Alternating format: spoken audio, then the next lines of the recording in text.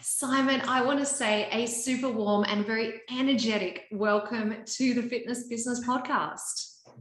Chantal, thank you so much. I am very much looking forward to our conversation together here. I'm really excited. Now, just to let everyone in a little bit of background, because we did mention it last week. So we are recording this currently on April the 15th, and Simon's debut book called Energize is being released in just 6 days' time. How are you feeling right now, Simon? I'm not going to lie, Chantal. I am very excited.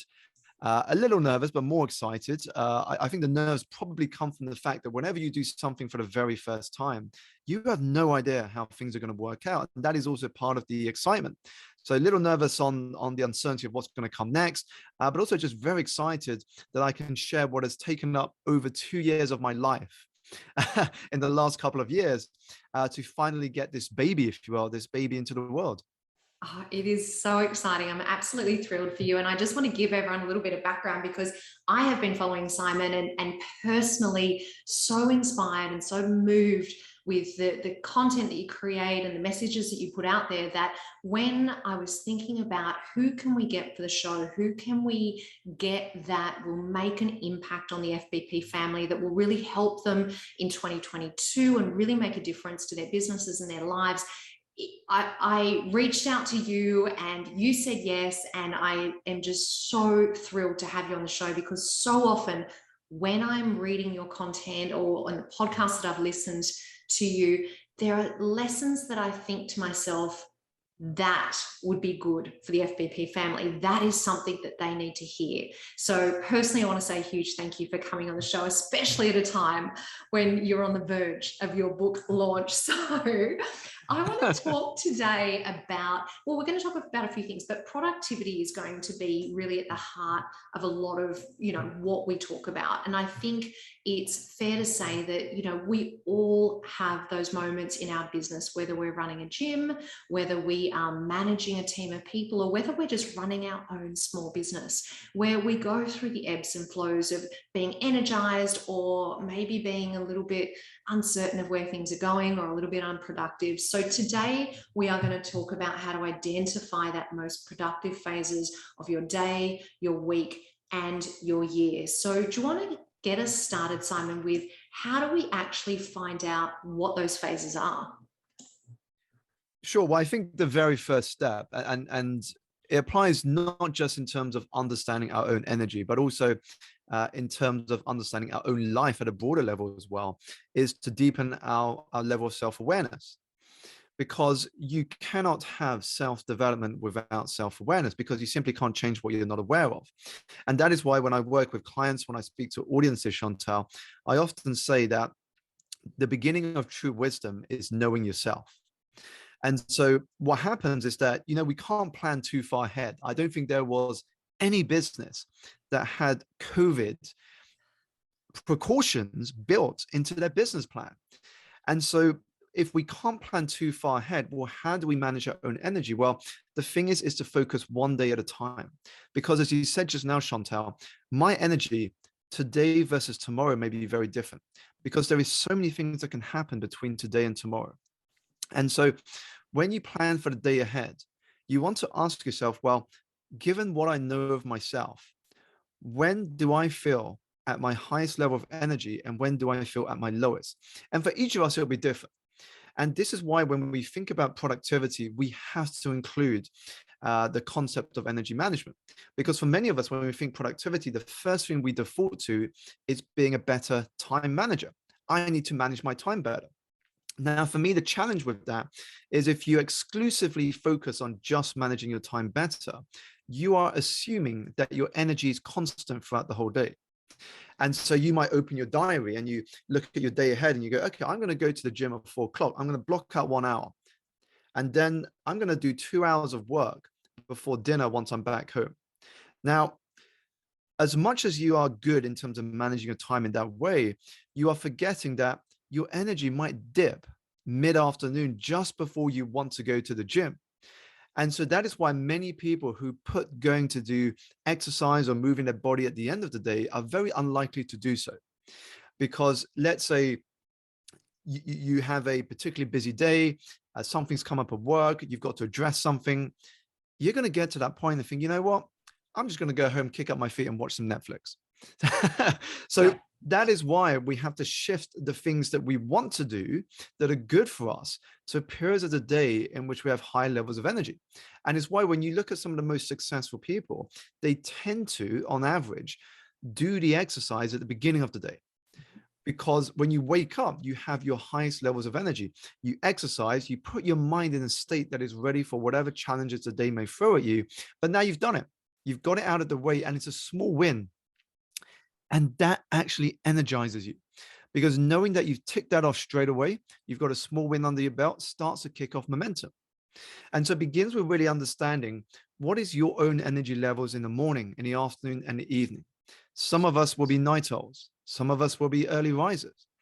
And once you know this information, it's then about building your day around that data so that you're working with your body and your energy and not against it. Yeah, it's so interesting you say that, because I think with a lot of the FBP family out there, they will understand that context Mm, of, perhaps putting something like a physical activity or an energy at the beginning of the day, because it then energizes you. But I think one of the areas that, us, on behalf of us in the fitness industry, one of the areas that I know that I have struggled with over the years is prioritizing time management mm, around the business-based tasks that mm. perhaps I'm not as fond of, or I'm not as good at certain things. So if we were to think about that, if we were to think about from a business perspective, does the same principle apply? If we identify that perhaps the morning is our most productive time, that's what we should be doing. Because Mm. I don't know about all of the listeners out there, but sometimes my problem is I do get to the afternoons and I still have a couple of things on the to-do list, and the time management goes out the window and the day is done. So what advice would you give to the FBP family on the topic of time management, productivity on their day-to-day running of the business? Sure. I think the feeling of not having got the things you wanted to have got done is very much a result of having a never-ending to-do list. And Mm. so you're adding so many things on your to-do list that you're always trying to catch up. So the way I approach this, Chantal, is again, firstly, understanding my energy. You only have so much energy in a day. So if your to-do list is constantly going bigger and bigger, you are not going to have the energy to finish it.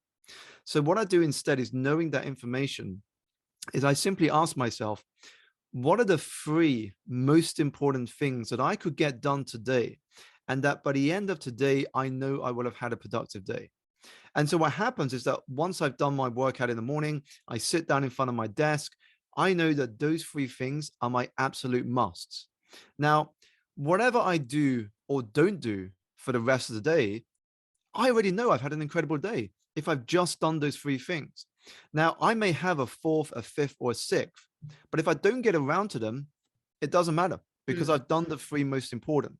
Now, if I finish those three tasks way ahead of time, then of course I can do the fourth, the fifth, and sixth and enjoy that, because those become a bonus. And so for me, it's really asking yourself, what of that list you have written down is the most important? And trust me, not all of it will be. And during the last couple of years, as the world went into lockdown, Chantal, my wife and I became parents for the first time. And I Congratulations. often get asked, thank you so much. And I often get asked, do you feel less productive or more productive now you are a parent? And I'll tell you what, I actually feel more productive. And here's why. Because when you're not a parent, you can easily procrastinate. And so those tasks that you've written on your to-do list, you suddenly take a whole day just to do one, because there's a distraction of social media, there's a distraction of going out and catching up for coffee, which ends up being 3 hours, or watching YouTube and going down the rabbit hole of another couple of hours later, and you've seen so many YouTube videos. But when you're a parent and you've got limited time, you know that your child is in nursery for only 6 or 7 hours. You now have to ask yourself, given I can only work for 6 or 7 hours today, how will I know that would have been a great day? Because once your child comes home, you can't work. It's very hands-on being a parent. And so with only 6 or 7 hours, if you don't get it done in that time, you will have to do it tomorrow. So it really challenges you to prioritize what is on that list. Yeah, I love that rule of three. It's one that I have personally done over the years, and I've told a lot of people to do as well. I think it really simplifies things. Mm, And I am a huge fan of writing them down either on a whiteboard, on a piece of paper, and mm. like crossing them off the list or highlighting as you go, because you get that little sense of accomplishment as you go. So, Simon, if we were to think about those ebbs and flows in the day, and we have those different areas of energy, and our first action is let's try and focus on just identifying the three top things in the day, so we can focus on that. If we extend that out to a week, then Mm. presuming the same thing happens, we're going to have ebbs and flows in our energy across 7-day period, essentially. Are there any tips Definitely. that you have for us for managing that, and for making the most of our time and being productive at certain times? Definitely. Well, just going back quickly to the 3 a day, I think that for some of us, if 3 does feel overwhelming, and I understand everybody has different lifestyles, different obligations and constraints, I just want to show you how powerful it is just to know what your priority is. Mhm, Even if we make it simpler than 3 and we just go for one, mhm. what one thing would make the biggest difference for you in making progress forward in whatever you're working on right now in your personal or professional life? Now, if we just do one thing a day, imagine this for a moment. 365 days from now, a year from now, that is 365 steps forward. Imagine who and where you could be. So it's the power of that one action compounding over time. So don't underestimate the fact that you're taking small steps forward. Even just one step consistently taken, remember, consistency beats intensity, will allow you to make significant progress a year from now. So if we then look at a week is similar. So I think a story will help illustrate this, Chantel. So I was doing a talk at a company recently, and it was a talk to their managers. So there was a leadership sort of conference, and there was a room of managers coming to hear a number of us speakers talk. And I was talking about this idea of energy management within the company, not just at an individual level, but as a leader, how do we manage it within our teams so we give them the space to flourish? And I asked them a question, which was, when do you hold your most important meeting for the week with your team? And most hands went up when I said Monday. So I went through the days of the week, and most managers raised their hand when I said Monday. The next question I asked them was, what do you feel your team's energy is like first thing on a Monday when they've come back after the weekend? There was some laughter, there was some smiles in the audience, and of course the answer was, well, not particularly high on energy. One person even said, I think it gets higher as we get towards midweek and the end of the week, but at the beginning it never tends to be very high. And I said, have you just noticed a huge misalignment there? You've just told me you don't feel the energy of your team is the highest on a Monday, but yet you hold your most important meeting on a Monday. And so, on the one hand, you want them to contribute, to have input into the conversation and meeting, while on the other hand, they're not at their most energized. So, how can you expect one while also knowing the other? And so, simply by moving the most important meeting to a Wednesday or a Tuesday afternoon when the energy is starting to peak, that's where you get the most out of your team. And so we can understand the energy of a team as a whole and redesign the week to allow that to be leveraged. I love that tip. And it's a great action that everyone can do right away, is to go back to their office environment, and have a think about exactly that. Are you holding your meetings? Are you doing your briefings? Regardless when it is, of what it is, rather, are you doing that at the optimum time, either for Mm, yourself or for your team?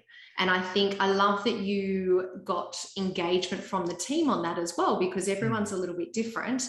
But that makes complete sense and a really great action that everyone can do straight away within their business. And then if we have had a look, Simon, at sort of that daily energy flow and time management, we've had a look at what that maybe looks like across a week. What about across a year? Because, you know, if we've got any of our FBP family out there that perhaps they're trying to launch a new business, perhaps they're trying to rebuild a business after a very, you know, challenging couple of years that many people had over COVID. A year is a significant amount of time that you can make significant impact. We just talked about 1 step per day over 365 days. So how do we identify those most productive phases of a year, and how can we make the most of them?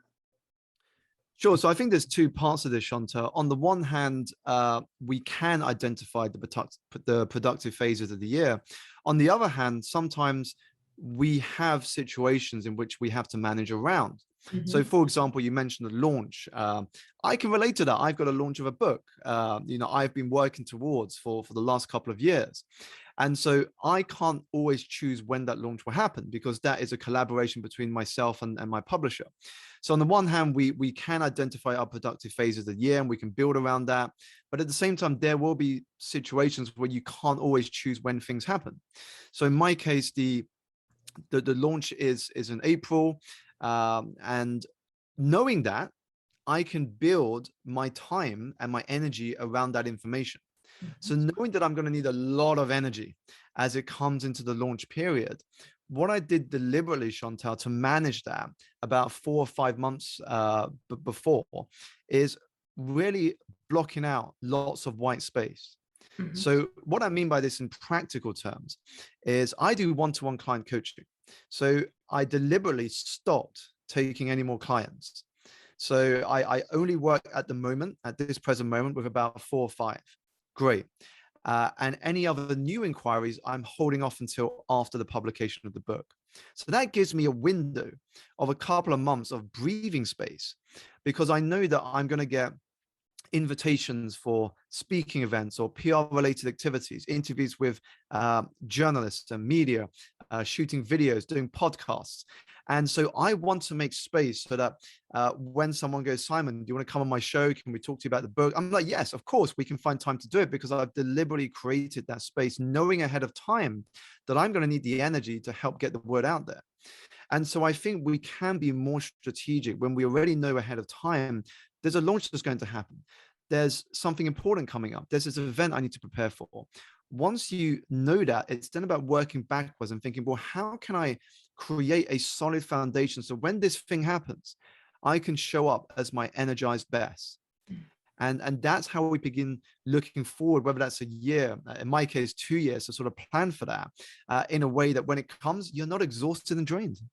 Yeah, that's interesting. And I think it's very relevant for anyone out there that is looking at making a change, like a significant change in their business. And it could be on any level. It might be that they're bringing in new programming to the club. It might be that they're introducing new staff into the club. But I think that idea of reviewing what your time looks like, and then what I heard from that is reviewing and then prioritizing, and if need be, reducing or eliminating some of those tasks to free up that space that you need. And I think that's very solid action or advice that people can take away. But I think that one of the things a lot of people will struggle with is giving up some of those things. Do you have any tips for us on, you know, if we do need to reduce or eliminate and prioritize certain things,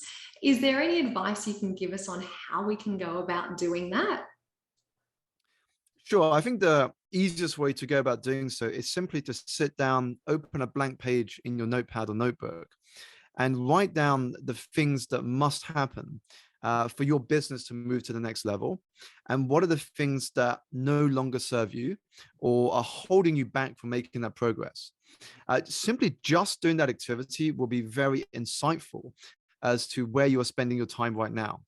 And then what you want to do is, once you've got those things written down on a list, it's just to look through each one and to circle the activities that are most important and the things that, well, you just don't need to spend as much time on. Now, if you want to take it a step further, the next thing you want to ask yourself is, well, which of these things can I outsource?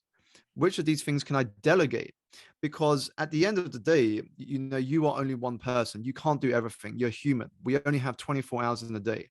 And so looking for that list, and if it's something that you still need to do, but you have better things to focus your energy on, then figure out a way that you can outsource or delegate it. So those things can still be looked after, but you can focus on the things that really matter.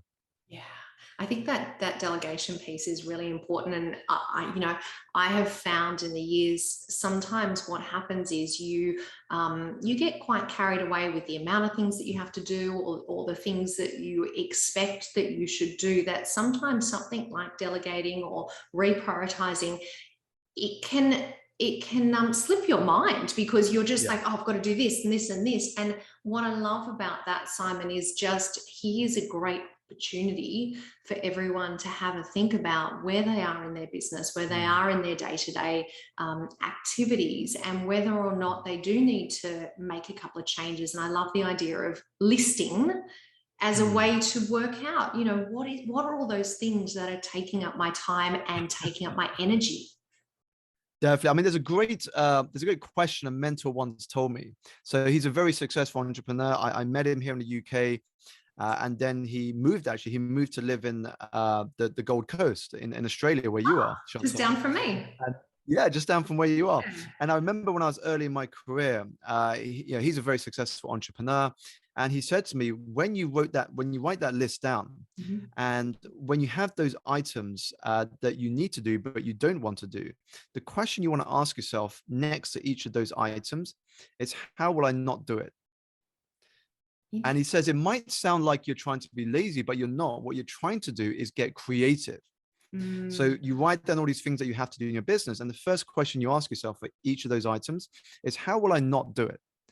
And what happens is that you can get very creative sometimes. Like, I remember just by asking myself some of those questions. So one of the things I had to do as an example is, when people sign up to something on my website, Mhm. then I would want them to then be added to this list, then be sent this, then to be given access to something. And I thought that is a lot of manual steps in the process. And so the question came back to my head, well, how do I not do this? And I came across an app called, I think it's Zapier, Yep. that just automates the entire process. And Mhm. so I think simply asking ourselves the question of, how do I not do this, Mm. can really start to unlock our creativity, because our subconscious starts to find out solutions. Whether it's you hear something from someone else, or you read an article where someone recommends a tool or an app or a service, and suddenly you start to become more efficient with your time and energy. Yeah, that's so true, isn't it? And as you were talking through that, I was thinking about the different processes and systems that I've put in Mm, place over the years. And I know with a lot of the trainers that I speak to, things as simple. I love the example that you gave, because one of the biggest time consumers when mm, you're running a small business is doing things like creating and scheduling social media posts, or writing the mm, copy, or replying to the same question about your facility over and over again. mm, And we have all of these wonderful resources now, whether it be an app or an automated system, that you mm, can just template things and create systems to really improve efficiencies, just as you did with using like a third party tool. So I think, mm, in my mind at the moment, this is one of those times where, if you're listening to this at the moment, sometimes there are things within your business that we do because that's the way that they've always been done, mm. or we do because it just becomes a bit of a habit. But here's a great kind of line in the sand, where as Simon and I are talking today, maybe here's your opportunity to have a quick relook at the business and think about, is there areas that you can put on that not to do list? Is there ways that you can refine the activity that you do on a day-to-day basis to perhaps systemize it, or improve your efficiencies through using different apps or different systems? So I love that, Simon. Really, really great advice for That people to have a think about. definitely, Chantal. Just on the sort of idea of creativity when it comes to business, Mm, one of the things I try and educate businesses about, because I sort of coach and mentor a lot of businesses, whether it's in my world, but also in different industries, Mm. is if you only look at your competition in your industry, you can only be as good as your competition. So where creativity and innovation really comes about is by looking beyond your industry, to look at other industries in which companies and leaders are doing really well in, and then asking yourself, what of that could I bring into my own industry to make a difference, to look innovative, so that people want to be part of my story. And you may think, just because I own a gym, or I'm involved in the fitness industry, well, there's not many things I can do creative. I would challenge that assumption, because I'm releasing a book now. When I approached the marketing of the book, I didn't want it just to be a book that somebody walks into a bookstore, looks at the shelf, picks it up, and takes it home, because it does not differentiate my product to other people's products. I mean, the product is exactly the same. It's a book in a bookstore with lots of other books. But how do I create an experience for people that gets them talking? And so I have a friend who is in the hospitality industry, Mhm. and he heads up the world's best bar at the Connaught Hotel. And we caught up, and I came up with a crazy idea. I said to him, how about this as a way of marketing my book? You oversee the world's best bar. I'm about to release a book. And how about we come together and you could design a cocktail inspired by the book, and we could shoot that video where you would be serving the cocktail using my book as sort of the coaster, if you will, as you place the cocktail and present it to camera. And we just shot that earlier this week, Chantal. I And was again, it's just different. thinking, I saw that on your Instagram like a couple of days ago, and I've just opened it up and I'm like, where is it? It's on the story, right? Yeah, I have to send you the full video. I mean, the full video is going to be released early next week on my Right. social media, Yeah. It's because we've just such a finished great the editing. idea.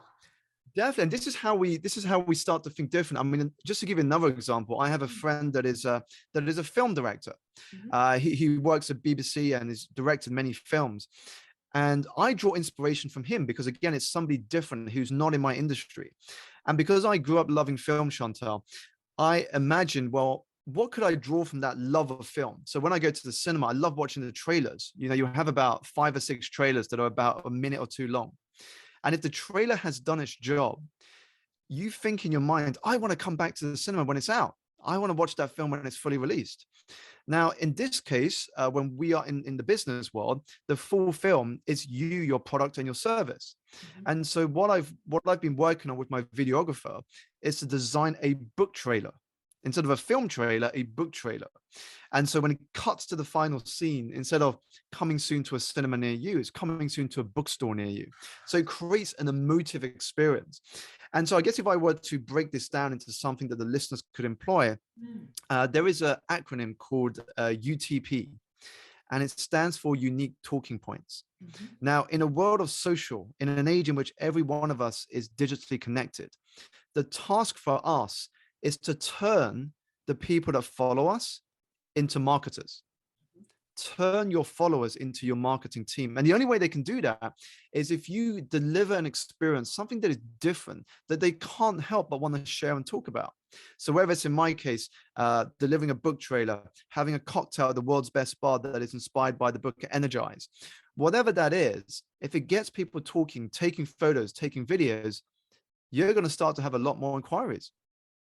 Love that idea, and I feel like we could probably steal that in the fitness industry a little bit, because I just think that's fabulous, and there are so many people out there that would be a part of that journey. You know, if you took them on that journey, like you're talking about, making a trailer to lead them to the book.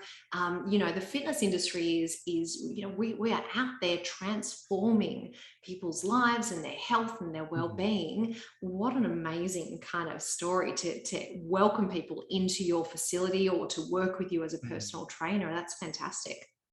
Totally. I mean, the whole concept of this is to invite people into your story, because what happens is that not only does the process become more energizing and fun because you're like, oh, this is some great ideas we're experimenting with, but also for the audience coming in, the people that use your facility, it's going to energize them because they feel like, I'm in somewhere different.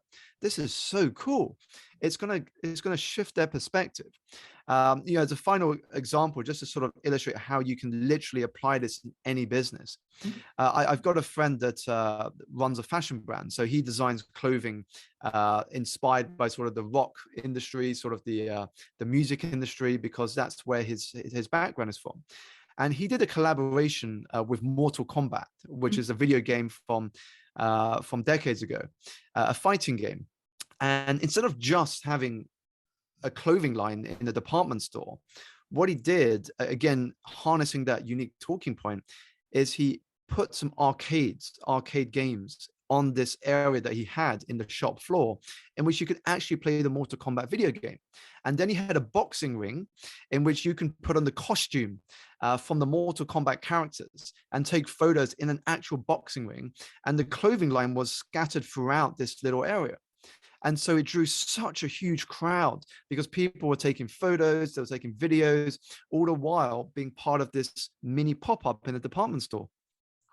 That is such a cool idea. I love that. And it just goes back to your point about, that you really can inject some creativity, in anything that you do, like think outside the box. And I think I love that you shared some examples with us of outside our own industry as well, because I think that's super, super important. So now in just a second, I'm going to get you to kind of leave us with a little bit of fit inspiration, a little bit of that aha moment that we talked about during the Quickfire 5 last week. But I'll tell you what I'm going to ask you, and then I'm going to do a recap while you're having a think about this. So I thought to finish off today, perhaps you can leave us with your top 3 tips around how we can supercharge our productivity and performance just from a day-to-day basis. How can we supercharge our productivity and performance? So I'm going to ask you that in just a second.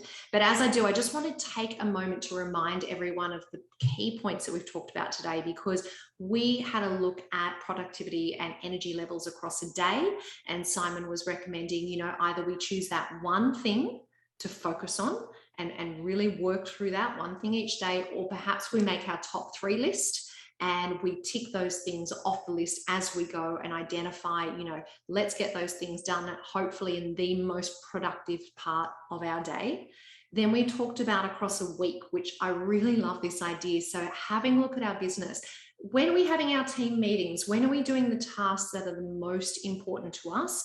Do we need to shift the day of the week that we're doing those tasks? And then having a look at our year and having a look at where are the key areas that we have projects coming up, where we've got big things that we need to prepare for, look forward to, and what do we need to do to, I guess, reduce, eliminate what we've got in order to focus on that thing, and in order to, I'm going to go back to what you talked about, what can we not do on our list so that we can focus on that big project there. Did I cover everything there, Simon, of our day, week, and year? Yep. Good. And of course, those great ideas that Simon gave us from outside the industry as well, about really kind of telling that story and being creative with how we present our business. And I loved that unique talking point. That's really cool. I like that. Okay, so leave us today, Simon, with 3 ways that we can supercharge our productivity and our performance. Sure. I'm going to build the 3 ways around an acronym called GEL. So GEL. So the G in this acronym stands for gratitude. Now, as Pam Grant wrote in her book, Think and Grow Rich, gratitude is the gateway drug to abundance.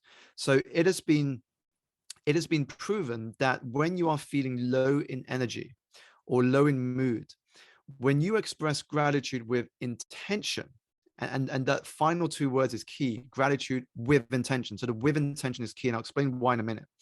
When you express gratitude with intention, you actually supercharge your mood and energy. And here's a powerful exercise that demonstrates this. So you can do this now, actually. So if you have a pen and paper, write down the name of one person that you can be truly grateful for, the first person that comes into your mind. Second is to write down why. Why are you grateful for this person? And to make this work, you have to be as specific as possible. Think about the ways that this person has shaped you into who you are today. How have they shown up in your life when you needed them? What would life be like if they simply didn't exist at all in your life?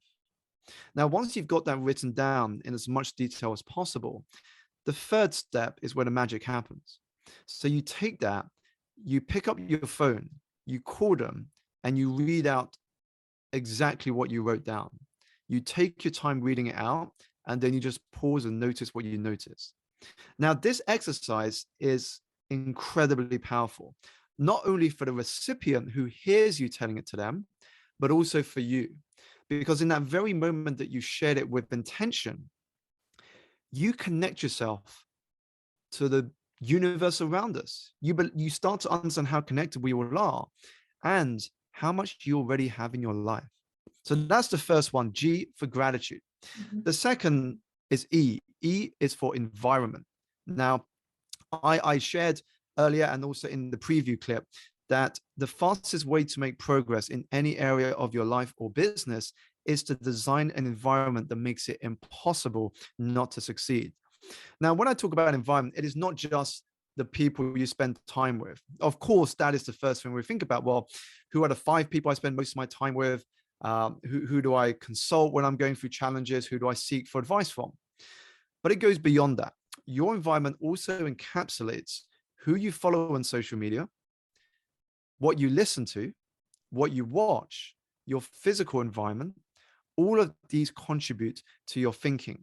And ultimately, as James Clear, the author of the best-selling book Atomic Habits, has noted, your environment is the invisible force that shapes your thinking and what you see as possible. So it is very important at regular points in your journey to stop, to reflect on your current environment, to review it, and then if it's not where it could be, optimize it, change it up so that it's going to help you get to that next level. So E is the second one. The final one, L, stands for legacy. And this is something that motivates me, Chantal. You know, I've gone from being in a corporate world to working for myself to developing this business. And I think what sums up this journey in a way is the shift of my energy from career virtues, which are the things such as what company I worked at, what brand I was in, what title I had, how much money I earned. These are what I call career virtues because these are the things you put on your CV. But shifting the energy from career virtues to legacy virtues, which are the things such as the impact you had on other people's lives, your story, how people remember you. Now, those are the things that people are going to talk about when you have gone from this world. They don't care about the career virtues. Those things will just disappear, melt away. But it's the legacy virtues that remain. So a question that I always ask myself that gets me energized is, how do I want to be remembered? How do I want to be remembered? And now being a parent is, what's the legacy I want to pass on to my children? And this is beautifully summarized when Richard Branson, who I've mentioned is somebody I would love to have a business meeting with one day. When Richard Branson was asked, how do we measure your success when you, like all of us, will eventually pass from this world? And Branson replied by saying, do not measure my success by how well Virgin as a brand has done. Measure my success by the quality of my children. And that is what we call legacy-based thinking. I love that. Every single step of the way through that GEL acronym and each of those things that you suggested that we do. I was quite moved listening to you talk about that first one, that gratitude in particular. And I'm sure as everyone will do as they're listening, with probably thinking, who is that person? You know, what do they mean? And I'm going to pick up the phone. I absolutely love that exercise. So Simon, look, what a pleasure this has been. Did you have any final messages before we finish up today? Definitely. I think the final message to close, it's something that I was reminded about when I became a parent for the first time back in April 2020. So just to sort of paint the scene quickly, Chantal, my wife and I, before April 2020 arrived, had mentally prepared for her side of the family that are based in America, and my side, my dad and partner, based in Perth, Australia. So we were mentally preparing for them to come over, to support us in the first couple of months of being parents, because I knew I was about to write a book very soon. However, when April 2020 came, as with many of us in the world, the world just entered lockdown, and it was very surreal.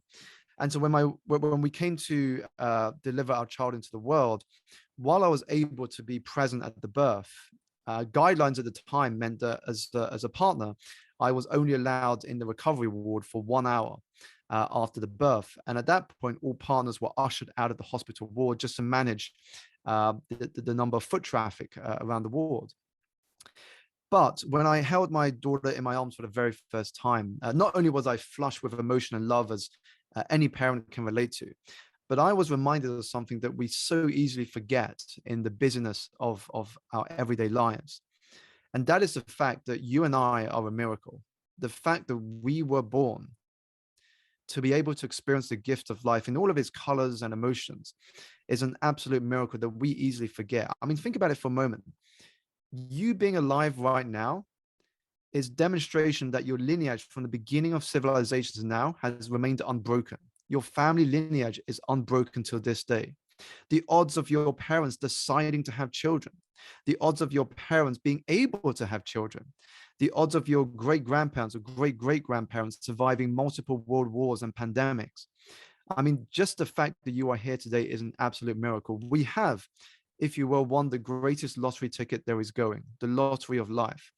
And the question to close is for you to reflect on, what are you going to do with that winning ticket of yours?